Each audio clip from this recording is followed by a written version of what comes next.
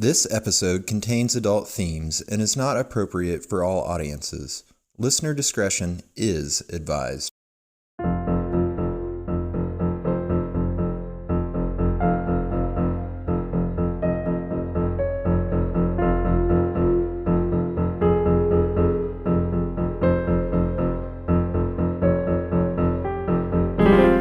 Hello, the world. This is They Will Kill, a true crime podcast. I'm Sadie Eck. And I am Courtney Eck.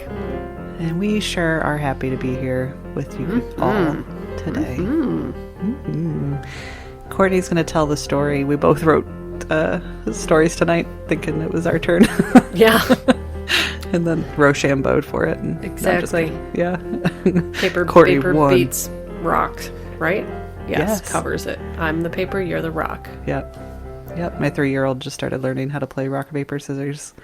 And he always picks rock, so it's really easy to beat him. Dumbass! Anyway, take it away. Awesome. Tonight I'm going to tell the truly, truly terrible, gruesome, how the fuck have I never heard this case before, tale of Charles Ng and Leonard Lake. Yeah, I don't think I've ever heard of them. Okay, good. I was so afraid you're going to be like, Invisible Choir covered that one 2 weeks ago. No, I dug and I was like, how have I never heard of this case? It's like a movie. So, here we go. And I'm going to start by saying major big time trigger warning for torture, crimes against minors, and sexual assault. Oh, let's do it. I also want to say that I got a lot of my info from an article titled Charles Ng, Cheating Death by Patrick Bellamy. In June of 1985, San Francisco police responded to a routine shoplifting call at a lumber yard after a clerk had seen an Asian man hiding a vice underneath his jacket and leaving the store. A vice? Yeah, like a vice grip. Okay. Not like a vice squad, not like a bunch of policemen. Like all of them. Yep. When the officer arrived, they parked next to a Honda that was parked in the lot with its trunk open and were met by the store's clerk, who quickly pointed out the stolen vice in plain view in the open trunk. The officer proceeded to look at other items in the trunk and was stunned to find a bag containing a loaded revolver and a silencer, which are illegal. As he was searching the trunk, the officer was approached by a man with a large beard who handed him a sales receipt. Quote, "Here's the receipt," he said. "I've paid for the vice my friend took. There's no need for the police." He just whips out the receipt. Well, no, I'm assuming his buddy was like, shit, I got caught stealing this. And he's like, dumbass, why didn't you pay for it? And then he went into the store and paid for it to try to calm things down. Yes. That makes more sense. Yes. Okay. At this case, I tried to distill it down to the essential elements, but it's a lot. And so there's a lot of, who? But I'll try my best to carry you through it all. The officer ran the plate on the car and asked the man who the car belonged to which he replied, Lonnie Beard. The plates were indeed registered to a man named Lonnie Beard, and the man who had approached the officer presented his identification card, which stated his name was Robin Stapley, who was a 26-year-old resident of San Diego. What year are we? 85. Okay. Or 84. Okay. The officer became even more suspicious as the man in front of him looked considerably older than 26 and confronted the man about the illegal weapon. The man claiming to be Robin Stapley claimed the gun wasn't his and that he just used it to shoot some beer cans, but the officer ran the serial number of the gun and it came back that it did indeed belong to a Robin Stapley. The officer then arrested the man for being in possession of an illegal firearm, meaning the silencer, and returned to speak to the clerk about the man who'd stolen the vice in the first place. The clerk described him as, quote, Asian male, slight build, about 25, last seen wearing a parka. Once they were down at the station, the man who claimed to be Robin Stapley was brought to an interrogation room and asked to empty his pockets. In his pockets, they found a travel receipt for a man named Charles Gunner, and just to add another name to the mix, police also ran the vehicle ID number for the Honda, and the car was registered as being owned by a man named Paul Cosner, who'd been reported missing 9 months earlier. You know, I'm glad I'm not a detective. There'd be too many names. I'd be like, don't know. can't figure this one out. I It's too almost much. didn't do this case because I was like, God, there's so much assumed identity, and it's kind of hard to keep track of who's who. When confronted with this information, the man, quote, went pale and asked for a pen and paper and a glass of water. Quote, "Are you going to write a confession?" the police officer asked. "No," the man answered, "just a note to my wife." After asking for his handcuffs to be released, the man scribbled a short note and placed it in his shirt pocket. Quote, "I can have that delivered for you if you'd like," the officer told him. The man then said, "I didn't think a lousy bench vice would bring me to this." Oh, no. He then confessed his actual name was Leonard Lake, that he was wanted by the FBI, and his friend who'd stolen the vice was Charles Ng. He then reached into the lapel of his shirt, popped something into his mouth, and within just moments, his eyes rolled back and he started convulsing. You are kidding me. Nope. A little cyanide down the trap hole. Ooh, Sadie knows. If it's in the lapel of the shirt, it's always cyanide. It's the one I could think of. Mm-hmm. Holy cow. Can you imagine? You're like, here, No. I'm taking you in for an illegal weapon. Pop, dead. Yes. Well, he's All not because dead. of a vice. Stolen vice. Yep. Wow. Wow. Police checked his vitals and found that he was just barely alive, so he was transported to a hospital where he would be placed on life support. It was later determined that he'd taken a cyanide pill. And I am a good detective. You are a very good detective. You're like, I don't know who any of these guys are that you're fucking stealing identities from, but that was definitely cyanide. I smell it. And police were beyond confused as to why a man would end his own life in such a dramatic fashion over a stolen car and illegal weapon. What they would come to learn would be so much worse than any of them could ever fathom. Leonard Lake was born on July 20th, 1946, and to say he had a troubled life growing up is a serious understatement. His grandmother allegedly encouraged him to take naked photos of young girls, including his sisters and cousins, to explore the human form. What? Yes. She also failed to intervene when he filled his free time with dipping rodents in acid. Oh, God. Live. Oh, yeah. I mean, not that it matters, but okay. Yeah. He developed an unnatural preoccupation with pornography and later used the naked photos to bribe his sister into performing sexual favors. Oh, God. I also read that he promised protection from their violent brother, Donald, in exchange for the favors. So, one way or another, he had sex with his sister. Cool. Yeah.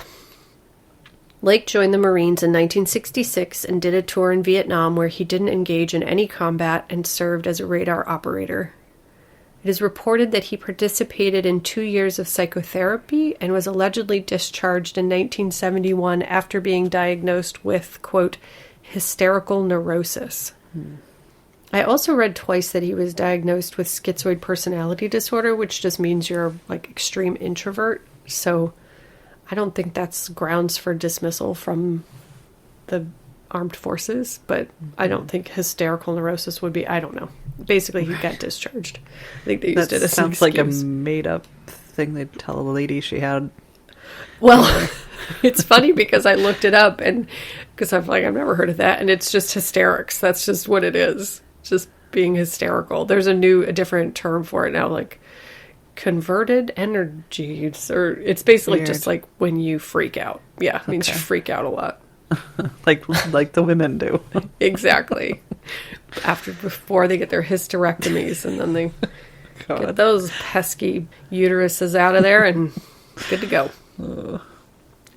After he was discharged, he moved to San Jose where he got married and developed a reputation as a, quote, gun buff, survivalist, and sex freak. Oh, good. Yeah, best possible combination. In his free time, he liked to produce amateur pornography centered around mostly bondage scenes and starring women that weren't his wife, and so that marriage was eventually dissolved. In 1980, Lake was charged with grand theft after stealing from a construction site, but got off with just a year probation. He then married a woman named Claralyn Ballas, and the two moved to a communal ranch in Ukiah where a, quote, Renaissance lifestyle was practiced, complete with medieval costumes and surgical alteration of young goats to produce unicorns. I'm Really? telling you, Sadie, this fucking case. Yes. Okay. So I double checked it too. I was like, Leonard, Lank, Ukiah. Yes, he really lived on a commune and they really made goats into unicorns. Okay, that's horrifying. I mean, if they just strapped a little horn to the head from the fucking dollar store, sure, but I don't know the details. I don't know. Yeah. Yeah. No, leave the baby goats alone. No. A few months after he moved to Ukiah, he met his soon-to-be BFF, Charles Ng, who was the son of a wealthy couple and had been born in Hong Kong in 1961.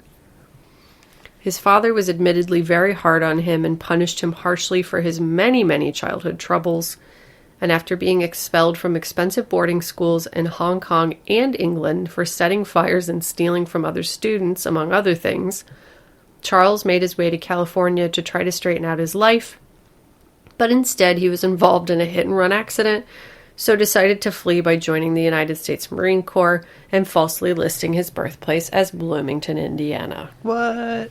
Bloomington doesn't want you, Charles. No. Ng was an expert at martial arts and a, quote, self-styled ninja warrior who was born to fight. God. And So we have the about Renaissance on one hand and the Oh my ninjas on the other. these guys. I swear And they to God. meet each other and have Yes. a terrible BFF murder time. Oh, just hang on for dear life. He talked about violence constantly while enlisted. In 1979, he was arrested after he and two accomplices stole $11,000 worth of automatic weapons from a Marine arsenal. After his arrest, he bragged about, quote, assassinating someone in California during a psychiatric evaluation, but didn't name any names, and then escaped custody before trial, so was listed as a deserter. Cool. After he fled, he saw an ad Lake posted in a War Gamers magazine, and the two became a match made in the deepest, most depraved depths of hell. Despite Lake's racism, which he only really directed at black and brown people, not Asian people, but they're fine. The two kicked off their friendship by collecting illegal automatic weapons and were raided by federal agents in 1982. Lake posted bail and immediately went into hiding under an assumed name, but Ng was denied bail and struck a plea bargain with military prosecutors, so only served 18 months. Lake's second wife, Clara Lynn, divorced him in the meantime, but they remained on friendly terms, so he was a free agent by the time his sadistic soulmate was again a free man. Lake had moved to a 2.5-acre ranch near Wilseyville, which was owned by his ex-in-laws, and he had been killing time by stockpiling weapons and stolen video equipment. He also enlisted the help of some neighbors to help him build a fortified bunker next to the house. I feel like it's been a while since we've had a killer that's just able to, like, gather guns and build bunkers and they Right? do whatever they want and Yeah. just, Like, you know, their be terrible. whole life. Yeah. I know. That's what drew me to this case. Quote Yeah. unquote drew me to this case. Just, these guys are fucked up, man. Yeah. So after Lake took himself out with the cyanide pill, police searched the Honda he'd been driving and discovered blood in the front seat, a bullet hole near the sun visor, and shell casings under the seat. Like I mentioned before, 39-year-old Paul Cosner was the original owner of the car, and he disappeared after he'd informed his girlfriend that he was going to meet a, quote, weird-looking guy to show him the car. Oh, no. As police searched the car, they also found bank statements, credit cards, and other documents with the name Robin Scott Stapley on them. Police followed up and learned that Robin had been the founding member of the Guardian Angels, which was a, quote, national organization that had been formed to protect private citizens from criminal attacks and generally aid the police. I've heard of those guys. Yeah, he had also been missing since the previous April. Oh, no. They also found a bank card assigned to someone named Randy Jacobson and a PG&E bill for a property in Wilseyville, California, with the name Clara Lynn Ballas on it. Clara Lynn was Lake's second ex-wife, and on June 3rd, 1985, police brought her in for questioning. Clara Lynn explained that the address on the electric bill was the ranch owned by her parents, and it was so remote she'd need to show them how to get there, which she agreed to do the next day after police obtained a search warrant. The next day, officers arranged to meet Clara Lynn and Lake's mother at a convenience store, and Clara Lynn was late showing up to the meeting. When asked why, she explained that she'd gone to the ranch first, and when they inquired about her removing any potential evidence, she explained that Lake had taken pornographic videos of her, and she wanted to confiscate them to avoid the embarrassment they could bring. When they arrived at the property, they found it relatively easy to find, despite Clara Lynn claiming it was too remote to find without an escort. Not looking good for Clara Lynn. This girl. They panned out, some officers searching the home and some searching the grounds. The main cabin was made up of 2 bedrooms, a kitchen, and a bathroom. Officers immediately noticed a, quote, spray of reddish-colored stains on the living room ceiling. One wall was a mural of a forest scene. In the middle of the scene was a single small-caliber bullet hole. There was a similar bullet hole on the kitchen floor. In the master bedroom, they found a large 4-poster bed with electrical cords tied to each of the posts. Quote, bolted through the floor and each corner of the bed were heavy eye bolts, and above it, a 250-watt floodlight had been fastened to the wall. I don't like it. In a dresser next to the bed, they found several items of women's underwear and lingerie, all soaked in blood. When officers moved the mattress on the bed, they found a second mattress below it that was saturated in what looked like dried blood. God. In the living room, they found a TV and equipment used to duplicate videos, all with the serial numbers removed. Police later learned that the equipment had belonged to a San Francisco resident named Harvey Dubbs, who had disappeared along with his wife and infant son after he'd gone to meet a man who'd responded to an ad about the equipment in July of 1984. Oh, no. The family was last seen by a neighbor talking to the 2 men who'd come to buy the equipment. Oh, God. The whole family. The whole family. Oh, These God. guys took families. After touring the House of Horrors, police were able to obtain a warrant to search more of the property, and Clara Lynn and her mother attended and showed them what appeared to be an incinerator, which would be capable of burning material at an extremely high temperature. The warrant didn't include the bunker on the property, so police asked Clara Lynn if she'd consent to them searching it, and she became angry and told them that they should speak to Lake's friend, Charles Ng.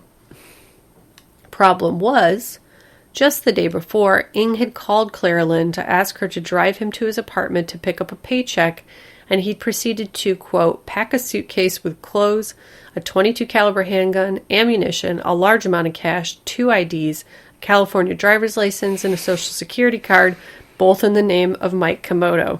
Okay. Afterwards, she'd driven him to the United Airlines terminal at San Francisco Airport, but had no idea where he was going. Mm-hmm. She also completely clammed up at this point, refusing to allow police to search the bunker, stated she needed to speak with a lawyer, and left with her mother. Cool. Thanks for the help. Get a search warrant, like, right away. The first thing they should be searching is that fucking bunker. I'd be like, the house looks cool, but this fucking bunker, are you kidding me? That's where you put your murder supplies. 100%. Yeah. I can't even comment on Clara Lynn, because what the fuck is that about?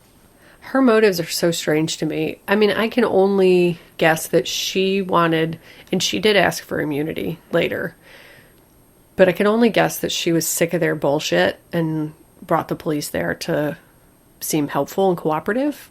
Yeah. But her shit's weird. But not helpful enough to, like, just give them what they needed. Right. So she takes him to the house, and then Charles calls her, and she gets him out of town. And then she takes him back to the house, and then she's like, fuck you guys, I'm getting a lawyer. And who is she married to?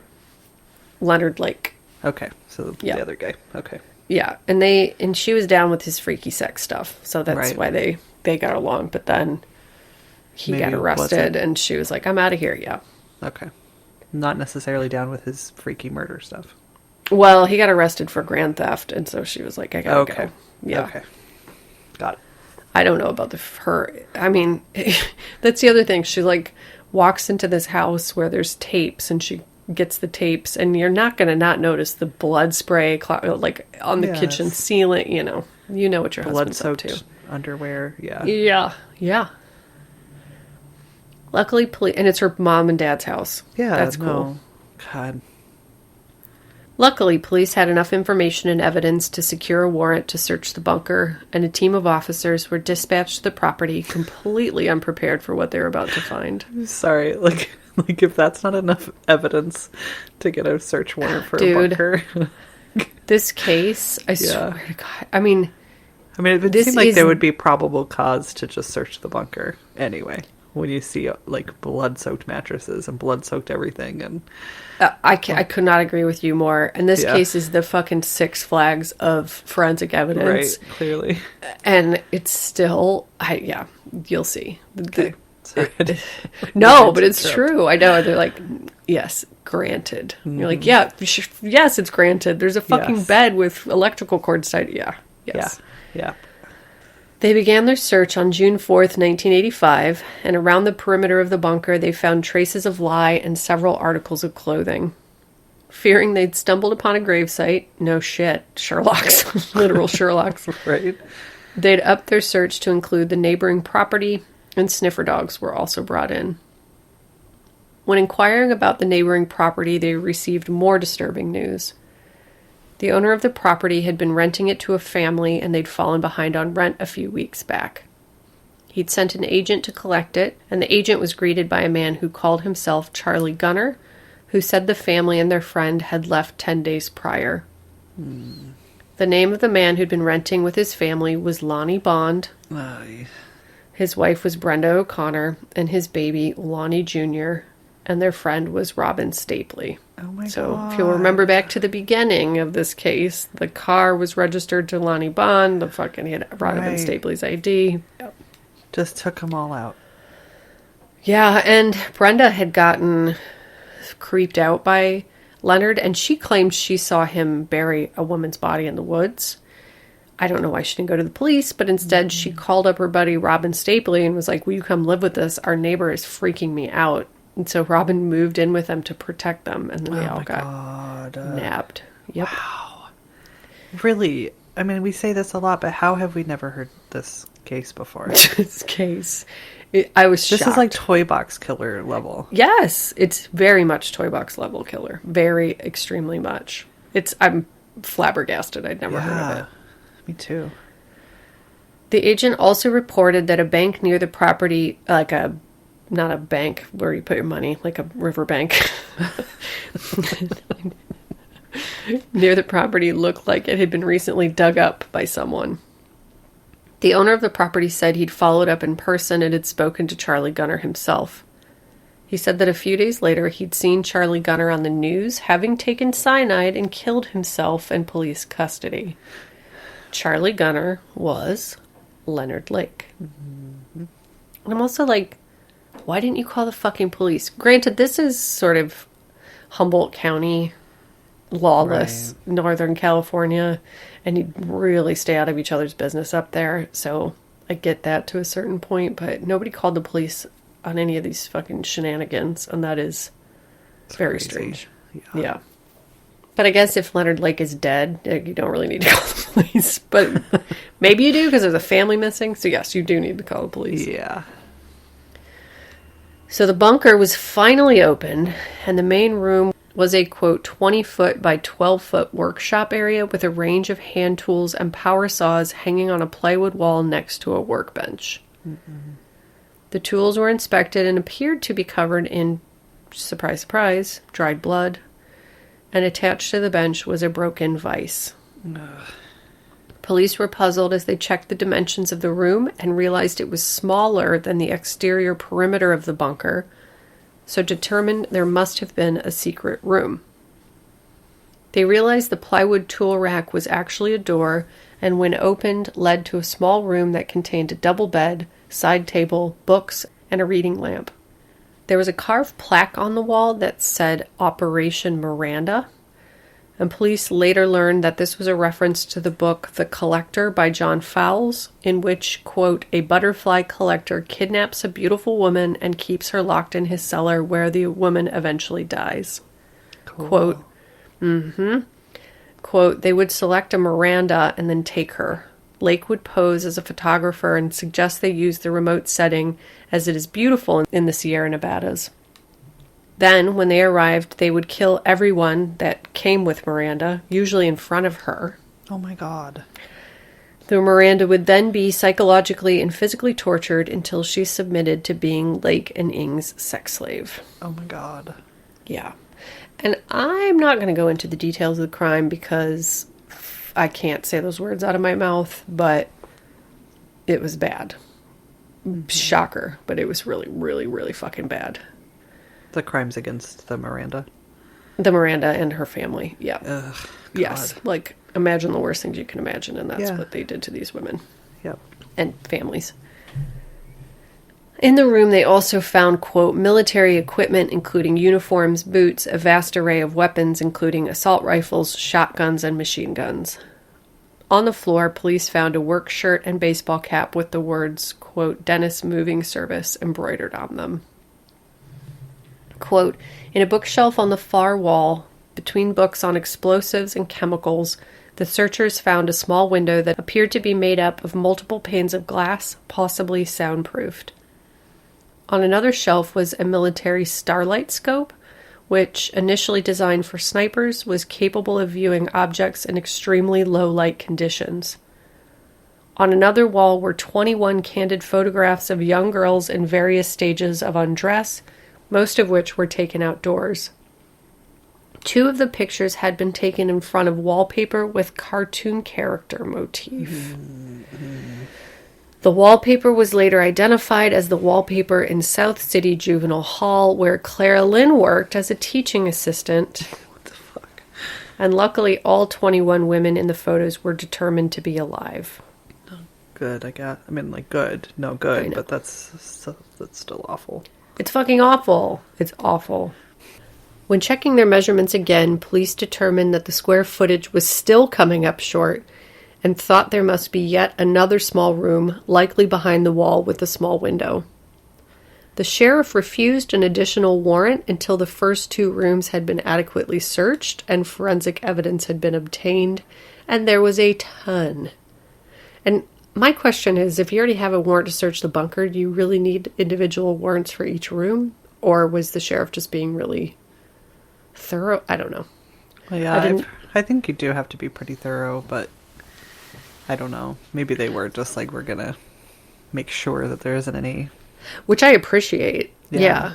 Yeah. I very much appreciate the sheriff being like, let's take our fucking time with Right. this shit. Yes. Let's make sure that everything that we want, it's been, like, nothing Yeah. illegally seized.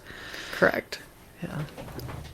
They found multiple fingerprints, which were confirmed to belong to Lake and Ing. They found 2 bones in the driveway, but were unable to determine if they were human upon initial inspection, and a .22 caliber bullet was removed from the wall in the bedroom. Their most disturbing find was a diary that was wedged under the springs of the bed that was written by Lake and, quote, described in chilling detail how he and Ing had selected, raped, and murdered numerous victims. It also described how Lake, an ardent survivalist who feared nuclear war, had planned to build a series of bunkers across the country complete with supplies, weapons, and female sex slaves. Oh my god. The diary further spelled out his intention to use his female captives to repopulate the world. Wow. Cool, dude. You Now are we're in Mad so Max cool. territory. Like, Yeah. wow. Once the initial evidence was gathered, police were given a warrant to continue the search for the additional room, and behind a secret door behind the bookcase, they found a room that was 3 foot 3 inches wide by 6.5 feet long and 6 feet tall. That, my friends, is my nightmare. Yeah. Put me in a room that's only as big as my body? Yeah. No. That's a coffin. That's a fucking coffin. In the room was a small bed, chemical toilet, air freshener, water container, and a list of rules for the women to follow, which included total obedience, complete silence, and that the slightest infraction was subject to punishment. There was even one rule that was like, basically, do what we say, and then even do what we don't say, and if we change the rules, do those rules too. You know, it was like, right? Like, yeah. you're just done. You're screwed. You're fucked. Ventilation holes had been drilled in the wall but had been baffled to prevent light from getting into the tiny room. You are kidding me. No. Nope. Police also found a button on the other side of the wall that would let sound in from the room, and they determined that the small window allowed the occupants of the larger room to observe whoever was in the smaller. I just cannot. I can't. I don't know. This whole thing. Yeah, if you watch this as a horror movie, you'd be like, calm down, writers, right? Yes. You'd be like, that's too much. You've gone too far. That's too horrible. Yeah, it's... Do they not has it not been talked about because it's so awful? I have no idea. Happened in the 80s? I have no idea. Isn't it crazy, though? It's crazy. Yeah, my brain is broken. Thank you. I'm glad that you're as shocked as I was. I really am. Yeah. Because this should be like one of the most famous cases of all time. Very much. Yes. Yeah. Upon finding this hostage room, they broadened the scale of the murder investigation to include the FBI, California Forestry Department, and California Department of Justice. They also learned that Lake had been officially pronounced brain dead, and with their other suspect on the lam, they also called in the help of Interpol and Scotland Yard and sent Ng's description around the world. Wow. Makes a lot more sense why the guy was keeping the cyanide pill in his pocket. He was like, oh, yes. yeah, one of these days I'm going to get caught. Especially if you're a survivalist, douchebag, fucking... Yeah. What do they call them? Survivalist. No, they call douchebags. Burners. What's it called? God. Packers. Gatekeepers. Do you know what I'm talking about? No, I don't. It's not hoarders. Oh my God. Somebody on the other side of this podcast is like... You mean the survivalists? Yeah. Doomsday preppers. Preppers. There you go. Yeah. Woo! Yeah. Serial killer preppers definitely keep cyanide in their lapels. Every last shirt. Stitched it right in there. He and Ng spent a Sunday stitching cyanides into their shirts. On the 4th day of the search, it was determined that the bones had been found were definitely human, and police began to unearth hundreds of other items of evidence that were painstakingly photographed and cataloged. Man. I mean, you've got bones in your driveway. Like, that's how much murder you have. Oh my God. Yes. I just can't even. It's too much for my brain to comprehend. Doesn't well, feel the real. fact... Yeah, that they just started scraping around the bunker. Like, there was a 10-foot perimeter around the bunker, and immediately they just found clothes and lye. Like, it was just there. Mm-mm. On the 5th day, they found the first 2 complete skeletons, which had been, quote, sawn into sections and badly burned.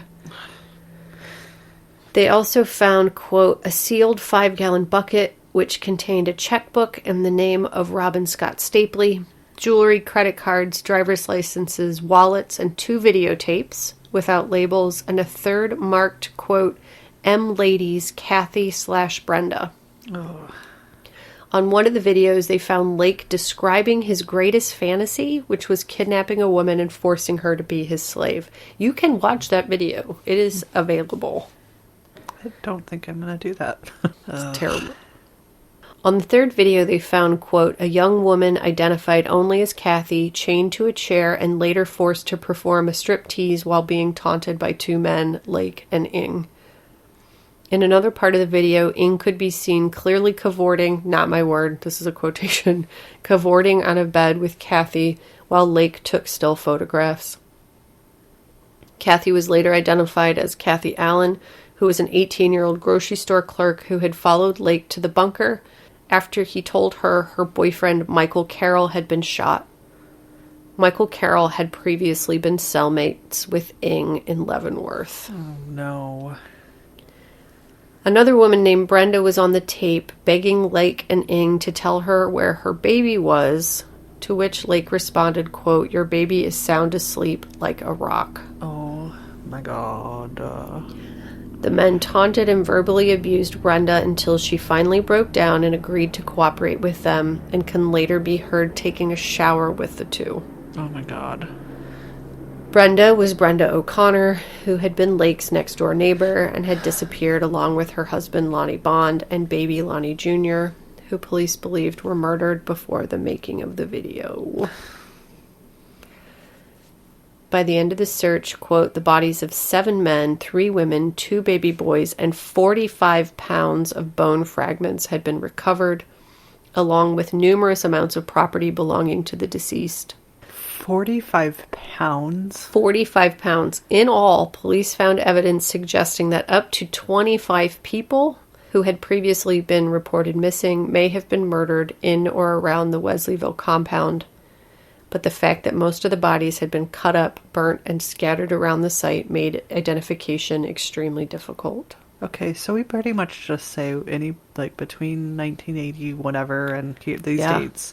If you know somebody who's missing in this area, yeah, they went there. They went to the bunker.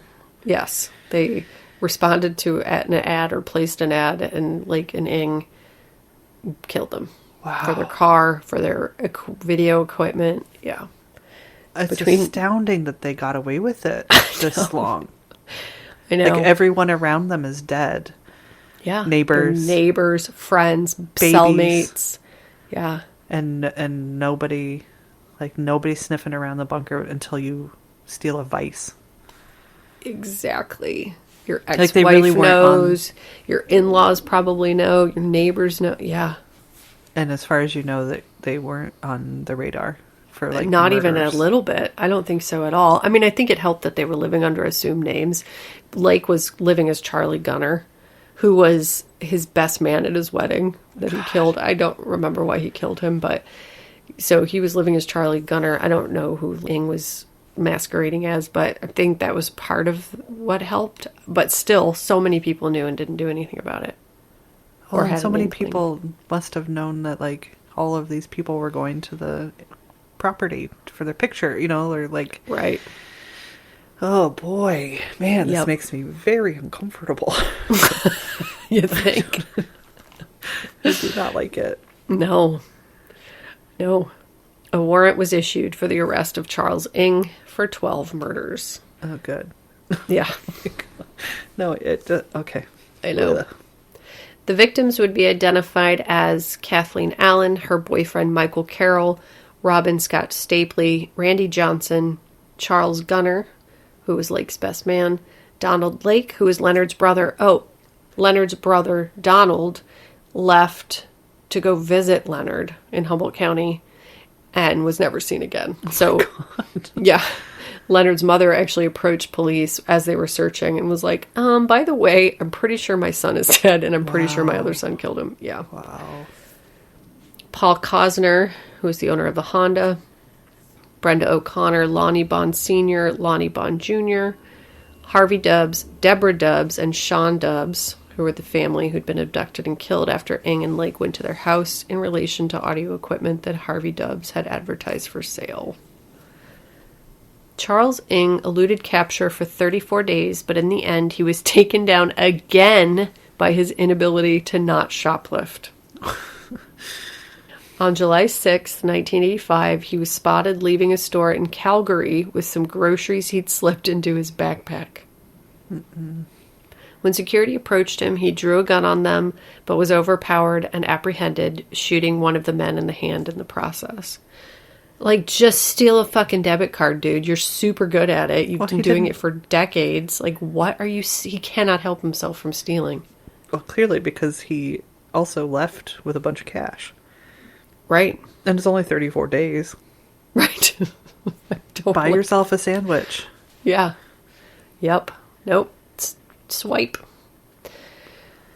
The U.S. prepared to extradite Ing and charge him with the murders, but unfortunately, quote, John Cosby, the Canadian Justice Minister, announced that under the terms of a 1976 extradition treaty with the United States, he had refused the request for Ing's extradition as Canada, having abolished capital punishment, would not release any prisoner charged with a capital crime that carried the death penalty.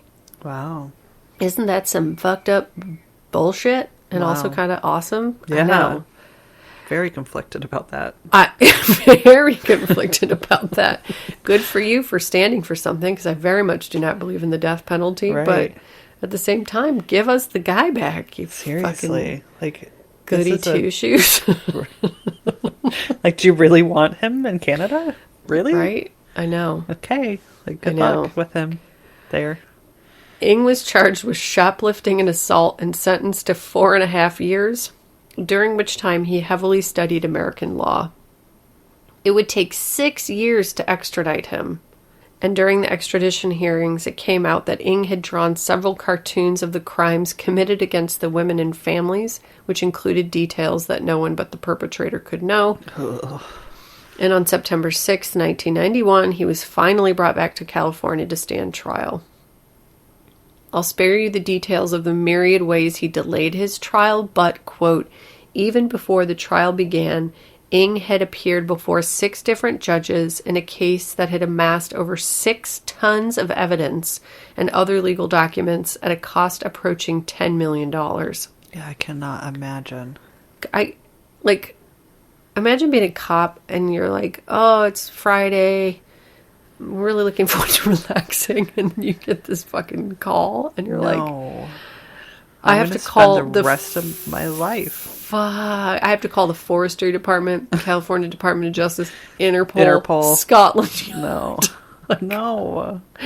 We've got 45 pounds of bone fragments to label and so. No, I gave up when there was too many names to sort through, like a half hour ago. No. Right. That's why I almost didn't do this story, but I was like, all right, lazy ass, like these cops. Oh my God. Yeah.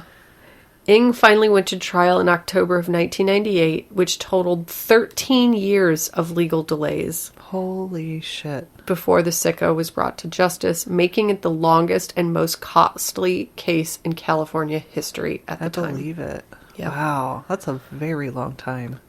And we're talking about the fucking Six Flags of forensic evidence. You have enough evidence to convict this guy 560 times over, and it still took 13 fucking years. Wow.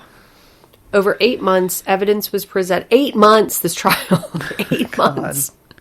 Evidence was presented to outline the kidnapping, sadistic torture, rape, and murder of Ng and Lake's victims. So, also imagine being a juror who's like, ooh, I can't wait to go to Cabo next month. Nope.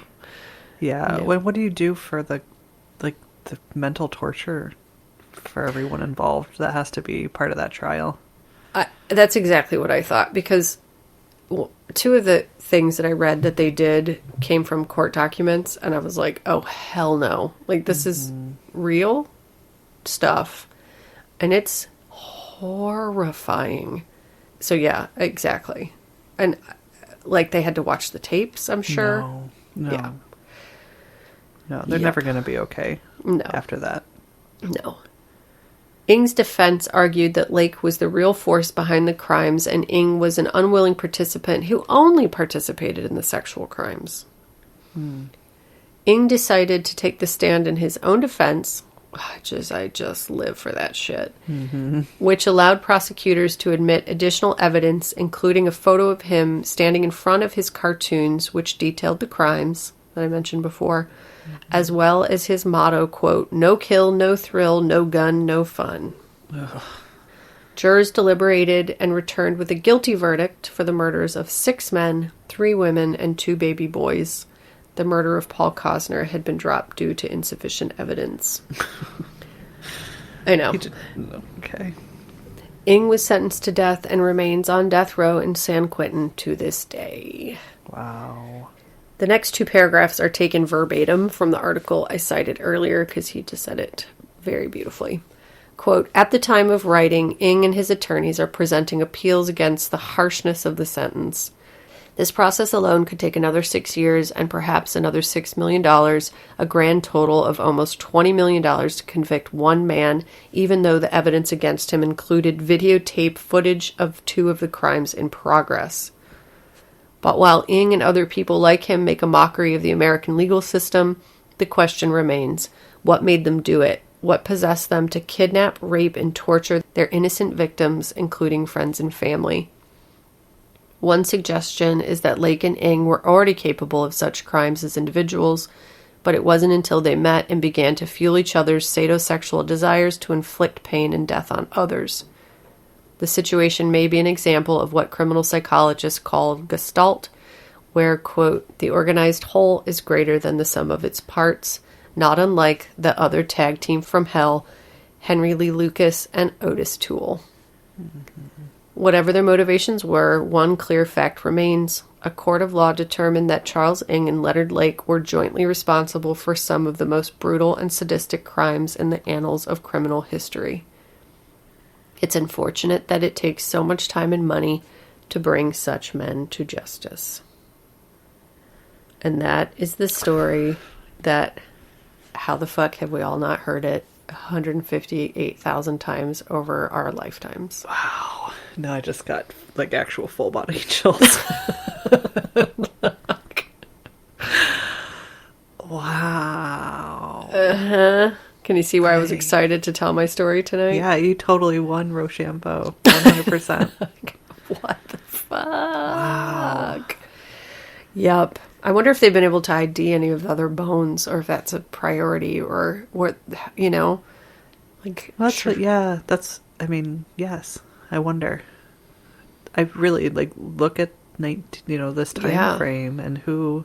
It's okay, just I'm gonna so find some extra time. Let's get to the Charlie Project. Let's find some missing people that match this description, which would be everybody. It's so hard because it's such a remote part of the country. If anybody, I'm sure all of you have watched Murder Mountain, that documentary about Humboldt County, and it's just like every missing person. Yeah, that's just where you go to be missing. So it would be probably really, really hard to figure out who all those bones belong to, because they probably weren't from exactly there, right? You know, in a lot of cases, who knows. Right. Oh, man. Yeah, man. I know. Those poor fucking people. Oh, it makes me think about, in our Patreon episode, we're talking about psychics. And a psychic called in to the police in Texas and was like, oh my God, there's all these hidden bodies in Texas and like babies and people and they're all dead. Right?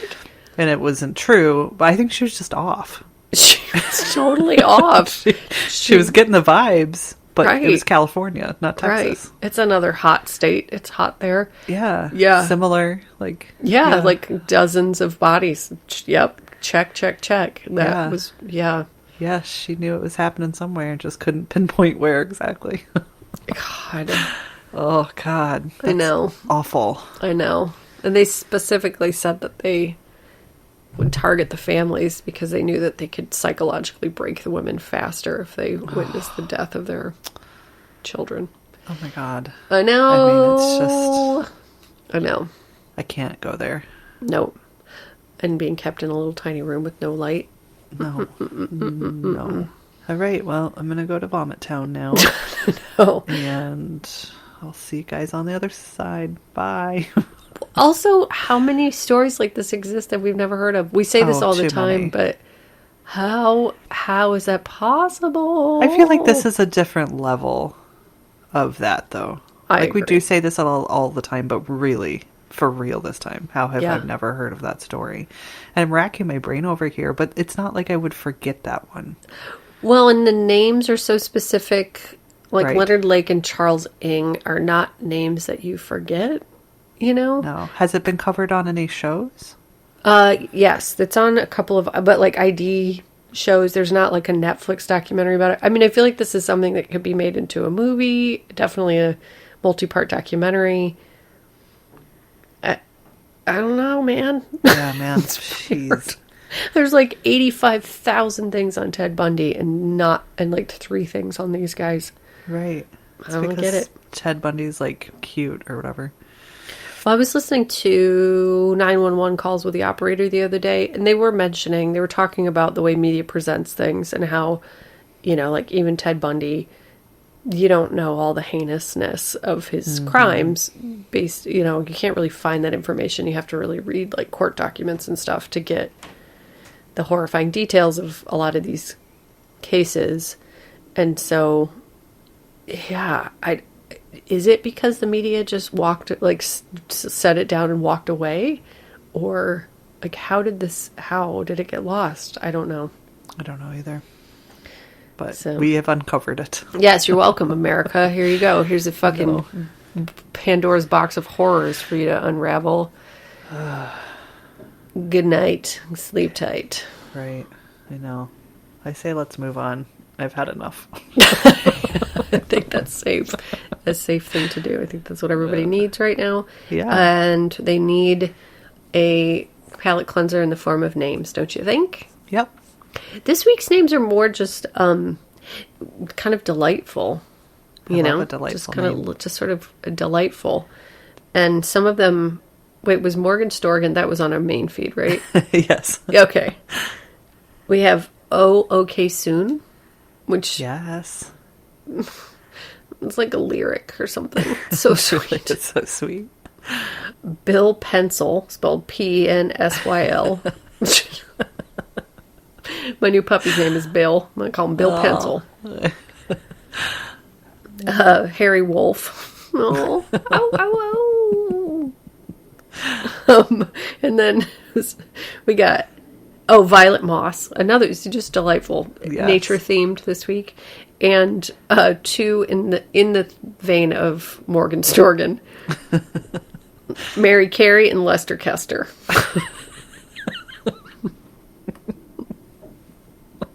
Lester Kester. It's like, your last name is Kester. What should you name your kid? Lester. I mean, there's only one option there. Right. It's predetermined. I know. It makes me, we talked about this before too, but like, love my kids, love their names. I wish I could go back and try again. Yes. What would you name them? Like, Beck, Heck. Yeah. Or Beck. like, Yeah. oh God, I don't know. That's it. I Beck just or changed Heck. Pencil. Just changed the name to Pencil. One name. No first name, no last name, just Pencil. Yes. Okay, and so this is a Patreon inside secret joke, which you should all join our Patreon to get hip to the inside jokes that we have with our patrons. But I was talking about when I go to the gym where I live, and it's generally older white men. I assume they're more conservative, but wearing jeans to the gym. Right. And how Sadie and I are going to start a line of gym jeans, which are jeans that are specific for the gym, so that those men don't have to mess up their day jeans, their regular jeans, by wearing them to the gym. They can just wear their gym jeans. Right. So, So there's like a certain kind of person who does this. And I Right. think, and a listener wrote in, and was like, my dad totally wears his jeans to the gym. I mean, I think it's a thing, Yes. you know, it's Yes. a lot of older, generally white men wear their jeans to the gym. I think Right. it's damn adorable. Right. And a listener today sent me a screen cap of a LinkedIn profile, and the name on the profile was Gym Jeans. JAMGENES. Gym Jeans. Gym jeans. He's going to be our ambassador for the gym jean line. Hi. And he looks like somebody who'd wear gym He jeans. totally does. He totally does. I'm not just the president of Gym Jeans. I'm a member.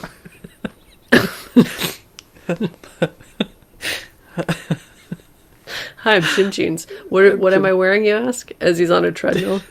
Well, I'm jeans. wearing my gym jeans. Nice gym jeans, Gym Jeans.